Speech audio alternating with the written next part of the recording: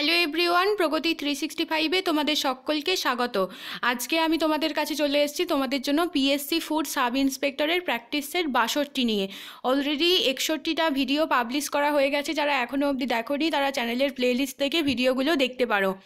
তো আজকের ভিডিওতেও বেশ কিছু জিকে এবং ম্যাথস কোয়েশ্চেন রয়েছে। ম্যাথস কোয়েশ্চেনগুলো পিডিএফটা ডাউনলোড করবে এবং ম্যাথস কোয়েশ্চেনগুলো দেখে নিও, আনসার মিলিয়ে নিও নিজেরা সলভ করে। আর জিকে কোয়েশ্চেনগুলো চলো এখানে ডিসকাস করা যাক। তো আজকের ভিডিওটা অবশ্যই শুরু করব। তার আগে তোমাদেরকে একটা কথা বলে নিই, আগের দিন যে সেটটা দেওয়া হয়েছিল সেখানে লাস্ট তোমাদের জন্য একটা কোয়েশ্চেন ছিল, হাতিদের জন্য কোথায় প্রথম হাসপাতাল তৈরি হয়েছে। তো অনেকেই আমাকে কমেন্টে আনসার জানিয়েছো এবং জিজ্ঞাসাও করেছো যে সঠিক আনসারটা কোনটা হবে। তো চলো সেটা আগে বলে দেওয়া যাক। দেখো বন্ধুরা, হাতিদের জন্য প্রথম হাসপাতাল খুলেছে এনজিও ওয়াইল্ড লাইফ এসওএস। এরা হাতিদের জন্য হাসপাতাল খুলেছে মথুরায় ফরাহ ব্লকে চুরমুরা গ্রাম বলে একটা জায়গা রয়েছে, একটা গ্রাম রয়েছে, সেখানেই হাতিদের জন্য প্রথম হাসপাতাল খুলেছে এনজিও ওয়াইল্ড লাইফ এসওএস। তো যারা মথুরা আনসার করেছো তারা অবশ্যই সঠিক উত্তর দিয়েছো, এবং যারা উত্তর দিয়েছো বারাণসীতে, এটা কিন্তু সঠিক নয়। এটা সঠিক হবে যে মথুরাতে হাতিদের জন্য প্রথম হাসপাতাল চালু হয়েছে। তো চলো আজকের ভিডিওটা শুরু করা যাক। দেখো, ফার্স্ট যেটা রয়েছে, পূর্ব এশিয়ার ভারতের স্বাধীনতা সংগ্রামের জনক বলা হয় কাকে? পূর্ব এশিয়ায় ভারতের স্বাধীনতা সংগ্রামের জনক বলা হয় রাসবিহারী বসুকে। রাসবিহারী বসু একজন স্বাধীনতা সংগ্রামী ছিলেন এবং তিনি আইএনএর সংগঠক ছিলেন, এবং তাঁরই প্রচেষ্টায় জাপানি কর্তৃপক্ষ ভারতবর্ষকে সাহায্য করতে রাজি হয়েছিল। যখন আজাদ হিন্দ ফৌজের সময়ে ভারতকে সাহায্য করতে কিন্তু রাজি হয়েছিল জাপানি কর্তৃপক্ষ রাসবিহারী বসুর প্রচেষ্টায়। নেক্সট যেটা রয়েছে, বন্দে মাতরম যোজনা কিসের সঙ্গে জড়িত? বন্দে মাতরম যোজনা গর্ভকালীন অবস্থায় শুশ্রূষার জন্য সরকারি এবং বেসরকারি উদ্যোগ। এটাই হলো বন্দে মাতরম যোজনা। এখন প্রশ্ন হতে পারে যে বন্দে মাতরম যোজনা কত সালে শুরু হয়েছিল? বন্দে মাতরম যোজনা শুরু হয়েছিল 2004 সালের 9 ফেব্রুয়ারি। এটা হচ্ছে গর্ভকালীন অবস্থায় শুশ্রূষার জন্য সরকারি এবং বেসরকারি উদ্যোগ, অপশন নাম্বার বি। নেক্সট হচ্ছে, মানবদেহে জিহ্বার কোন অংশে মিষ্টি স্বাদগ্রাহক থাকে? জিহ্বার কোন অংশে মিষ্টি স্বাদগ্রাহক থাকে? এটার আনসার হবে অগ্রভাগে। দেখো বন্ধুরা, মানবদেহের জিহ্বার কোন অংশে মিষ্টি স্বাদগ্রাহক থাকে? এখানে আনসার হবে অগ্রভাগে। তো মানবদেহে জিহ্বায় প্রায় 10,000 স্বাদগ্রাহক থাকে। অগ্রভাগে থাকে মিষ্টি স্বাদগ্রাহক, পিছন দিকে জিহ্বার পিছন দিকে থাকে তেতো স্বাদগ্রাহক, ওই মাঝখানে এবং অগ্রভাগের ঠিক একটু মাঝামাঝি করে যে স্বাদগ্রাহক থাকে সেটা হচ্ছে নোনতা স্বাদগ্রাহক, এবং জিহ্বার দুই পাশে থাকে অম্ল স্বাদগ্রাহক বা টক যেটাকে বলা হয়। তো মানবদেহে জিহ্বায় মোট 10,000 স্বাদগ্রাহক থাকে। অগ্রভাগে থাকে মিষ্টি, পশ্চাৎ ভাগে থাকে তেঁতো, অগ্রভাগের আর পিছন দিকের ঠিক মাঝখানের অংশটাই থাকে নোনতা, এবং দুই পাশে থাকে হচ্ছে টক স্বাদগ্রাহক। নেক্সট যেটা রয়েছে, কে সর্বভারতীয় হিন্দু মহাসভা তৈরি করেন? সর্বভারতীয় হিন্দু মহাসভা তৈরি করেন মদনমোহন মালব্য। এখন প্রশ্ন হতে পারে যে হিন্দু মহাসভা কবে তৈরি করেন মদনমোহন মালব্য? মদনমোহন মালব্য 1915 সালে হিন্দু মহাসভা তৈরি করেন। 1915 সালে হরিদ্বারে হিন্দু মহাসভার তৈরি করেন তিনি। এটা তিনি কেন তৈরি করেছিলেন? মুসলিম লীগের নির্বাচন, আলাদা নির্বাচনের বিরোধিতা করা আইনসভায়, তারপরে হিন্দুদের বিভিন্ন উন্নতি ঘটানো, আইনসভার বিভিন্ন প্রশাসনিক বিভাগে হিন্দুদের বেশি করে নিয়োগ করা, এবং হিন্দুদের শিক্ষা এবং সেবামূলক কাজে বেশি বেশি করে অংশগ্রহণ করানোই ছিল এই হিন্দু মহাসভার প্রতিষ্ঠার উদ্দেশ্য। অর্থাৎ সবশেষে বলা যায় হিন্দুদের সর্বাঙ্গীন উন্নতিই হচ্ছে এই হিন্দু মহাসভার উদ্দেশ্য ছিল, যেটা মদনমোহন মালব্য 1915 সালে হরিদ্বারে তৈরি করেন। নেক্সট যে কোয়েশ্চেনটা রয়েছে, নিচের কোনটি ভেক্টর রাশি নয়? দু রকমের রাশি আছে, ভেক্টর রাশি, স্কেলার রাশি। স্কেলার রাশি হচ্ছে যেসব রাশির শুধু মান আছে কিন্তু কোনো দিক বা অভিমুখ নেই, তাদেরকে বলা হয় স্কেলার রাশি। এবং ভেক্টর রাশি হচ্ছে মান এবং দিক বা অভিমুখ দুইই আছে। তো এখানে ত্বরণ হচ্ছে ভেক্টর রাশি, সরণ, বল এগুলো হচ্ছে ভেক্টর রাশি। স্কেলার রাশি হচ্ছে ভর, দৈর্ঘ্য, ভর, সময় এগুলো হচ্ছে স্কেলার রাশির উদাহরণ। তো এখানে কোনটা ভেক্টর রাশি নয় সেটা জানতে চাওয়া হয়েছে, তাই এখানে আনসার হবে অপশন নাম্বার সি। নেক্সট যেটা রয়েছে, চুতক হাইড্রো ইলেকট্রিক প্ল্যান্ট কোন রাজ্য বা কেন্দ্রশাসিত অঞ্চলে অবস্থিত? চুতক হাইড্রো ইলেকট্রিক প্ল্যান্ট কোথায় রয়েছে? এটা রয়েছে জম্মু এবং কাশ্মীরের কার্গিল জেলায় সারঝা গ্রামের নিকট, প্রায় কার্গিল থেকে প্রায় 14 কিলোমিটার বিপরীত দিকে রয়েছে এই চুতক হাইড্রো ইলেকট্রিক প্ল্যান্ট, যেটা সারঝা গ্রামে রয়েছে। তো এটার ক্ষমতা কত? 44 মেগাওয়াট ক্ষমতা সম্পন্ন হচ্ছে এই হাইড্রো ইলেকট্রিক প্ল্যান্টটা, যেটা জম্মু এবং কাশ্মীরে অবস্থিত। অপশন নাম্বার ডি হয়ে যাবে আনসার। নেক্সট যে কোয়েশ্চেনটা রয়েছে, কে ভারতীয় জাতীয় কংগ্রেসের প্রথম সভাপতি ছিলেন? ভারতীয় জাতীয় কংগ্রেসের উদ্ভব কবে হয়? 1885 সালে। 1885 সালের 28শে ডিসেম্বর ভারতীয় জাতীয় কংগ্রেসের উদ্ভব হয় বোম্বাইয়ের গোকুলদাস তেজপাল কলেজে।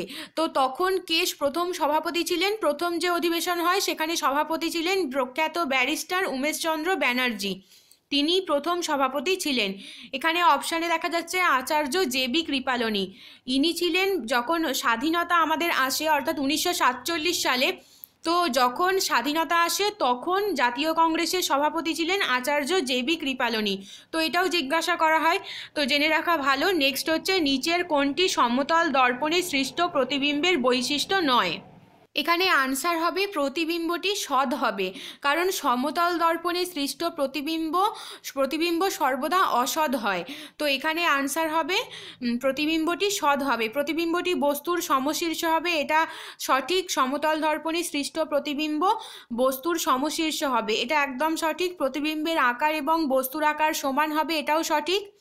দর্পণ থেকে বস্তুর দূরত্ব সমান, দর্পণ থেকে প্রতিবিম্বের দূরত্ব যতটা ততটাই হয়, তো এটাও সঠিক। যেটা সঠিক নয় সেটা হচ্ছে প্রতিবিম্বটি সৎ হবে। তো এখানে আনসার হবে অপশন নাম্বার এ। নেক্সট হচ্ছে, সংযোগী প্রাণী পেরিপেটাস যে প্রাণীগোষ্ঠীর মধ্যে সংযোগ সাধন করেছে সেটা কোনটা? এখানে আনসার হবে অঙ্গুরিমাল এবং সন্ধিপদ, এই দুটো প্রাণীগোষ্ঠীর মধ্যে সংযোগ সাধন করেছে সংযোগী প্রাণী পেরিপেটাস। তো এখানে অপশানে দেখা যাচ্ছে মৎস্য এবং উভচর। মৎস্য এবং উভচর এই দুটো প্রাণীগোষ্ঠীর মধ্যে সংযোগ সাধন করেছে লাংফিশ নামের একটি প্রাণী। উভচর এবং সরীসৃপ এই দুটো প্রাণীগোষ্ঠীর মধ্যে সংযোগ সাধন করেছে স্ফেনোডন নামের একটা প্রাণী। আর সরীসৃপ এবং স্তন্যপায়ী এই দুটো প্রাণীগোষ্ঠীর মধ্যে সংযোগ সাধন করেছে প্লাটিপাস নামের একটি প্রাণী। তো এখানে যেটা আনসার হবে অঙ্গুরিমাল এবং সন্ধিপদ এই দুটো প্রাণীর মধ্যে সংযোগ সাধন করেছে সংযোগী প্রাণী পেরিপেটাস। নেক্সট হচ্ছে, সমুদ্রপৃষ্ঠ থেকে প্রতি 110 মিটার উচ্চতা বৃদ্ধিতে বায়ুচাপ কত হারে কমে?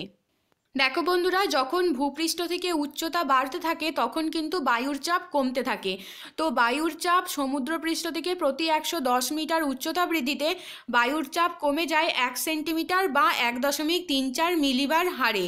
এতটা হারে কমতে থাকে সমুদ্রপৃষ্ঠ থেকে 110 মিটার উচ্চতা বৃদ্ধিতে। প্রতি 110 মিটার উচ্চতা বৃদ্ধিতে বায়ুচাপ কত হারে কমতে থাকে? 1 সেন্টিমিটার বা 1.34 মিলিবার হারে কমতে থাকে। বিশাখাপত্তনম ইস্পাত কারখানা কোন দেশের সহযোগিতায় গড়ে ওঠে?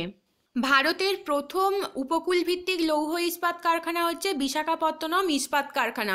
এটা কত সালে গড়ে উঠেছিল? এটা গড়ে উঠেছিল 1992 সালে।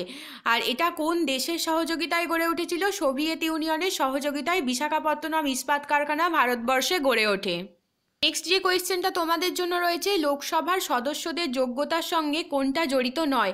এখানে কোনগুলো অপশানে রয়েছে? প্রত্যেক সদস্যকে ভারতীয় নাগরিক হতে হবে, এটা একদম সঠিক। সদস্যদের ন্যূনতম বয়স 30 হতে হবে, এটা সঠিক নয়, কারণ লোকসভার সদস্যদের ন্যূনতম বয়স হতে হয় 25 বছর। দেশের যে কোনো লোকসভা কেন্দ্রের ভোটার হতে হবে, এটাও সঠিক। এবং প্রার্থীকে ভারতীয় সংসদ কর্তৃক নির্ধারিত যোগ্যতার অধিকারী হতে হবে, এটাও সঠিক। যেটা সঠিক নয় সেটা হচ্ছে বি, তাই এখানে বি হয়ে যাবে আনসার, কারণ জড়িত কোনটি নয় সেটা জিজ্ঞাসা করা হয়েছে। তথাগত শব্দের অর্থ কি? তথাগত শব্দের অর্থ হলো যিনি পরম জ্ঞানের সন্ধান পেয়েছেন। যিনি পরম জ্ঞানের সন্ধান পেয়েছেন তাকে কি বলা হয়? তাকেই বলা হয় তথাগত। তথাগত কার নাম? তথাগত হচ্ছে গৌতম বুদ্ধের নাম। গৌতম বুদ্ধকে অনেকগুলো উপাধি দেওয়া হয়েছিল, তার মধ্যে তথাগত ছিল, লাইট অফ এশিয়া, এই সমস্ত উপাধিগুলো রয়েছে। তো এখানে আনসার হবে অপশন নাম্বার এ। নেক্সট যে প্রশ্নটা এখানে দেওয়া রয়েছে, কোনটি প্রাকৃতিক তেজস্ক্রিয় মৌল নয়? এখানে এই কোয়েশ্চেনটা তোমাদের জন্য দেওয়া হয়েছে। তো যেসব মানে তেজস্ক্রিয় মৌল প্রকৃতিতে পাওয়া যায় সেগুলোকে বলা হয় প্রাকৃতিক তেজস্ক্রিয় মৌল। তো এর মধ্যে হচ্ছে ইউরেনিয়াম, থোরিয়াম, রেডিয়াম, পোলোনিয়াম, এইগুলো হচ্ছে প্রাকৃতিক তেজস্ক্রিয় মৌলের উদাহরণ। প্রাকৃতিক তেজস্ক্রিয় মৌল নয় কোনটা? টেকনিশিয়াম। অপশান নাম্বার সি হয়ে যাবে এখানে answer. Uranium, thorium, radium, polonium এগুলো হচ্ছে প্রাকৃতিক তেজস্ক্রিয় মৌল, কারণ এই সমস্ত তেজস্ক্রিয় মৌলগুলো প্রকৃতি থেকে পাওয়া যায়। যেটা পাওয়া যায় না সেটা হচ্ছে টেকনিশিয়াম, তাই এটাই হয়ে যাবে আনসার। নেক্সট যে প্রশ্নটা রয়েছে, এটাই সব শেষ কোয়েশ্চেন, তোমাদের জন্য রাখা কোয়েশ্চেন।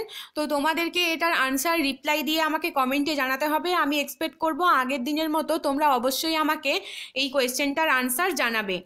ভারতীয় সংবিধানের কত নম্বর ধারায় সরকারি চাকুরিতে সকলের সমান অধিকারের বিষয়টি রয়েছে? তো এই আনসারটা তোমরা অবশ্যই আমাকে কমেন্টে জানিও। যদি তোমাদের এই ভিডিওটা ভালো লাগে তাহলে ছোট্ট করে একটা লাইক দিয়ে দাও, কমেন্টে নিজেদের মতামত জানাও এবং অবশ্যই প্রচুর পরিমাণে ভিডিওটাকে শেয়ার করো যাতে এই প্র্যাকটিস সেটগুলো সবার কাছে পৌঁছে যেতে পারে। তোমাদের সুবিধার জন্য ডেসক্রিপশন বক্সে পিডিএফ লিঙ্ক অ্যাড করে দিচ্ছি, তোমরা এটা ডাউনলোড করে নিতে পারবে এবং পরে পরে রিভাইজ করতে পারবে। আর যদি মনে করো এই ভিডিওটা সত্যিই তোমাদের জন্য হেল্পফুল হয়েছে তাহলে অবশ্যই কিন্তু চ্যানেলটাকে সাবস্ক্রাইব করে নিতে ভুলো না, তাহলে পরবর্তী ইম্পর্টেন্ট নোটিফিকেশানগুলো পেতে তোমাদের সুবিধা হবে। শেষ অবধি দেখার জন্য অনেক অনেক ধন্যবাদ।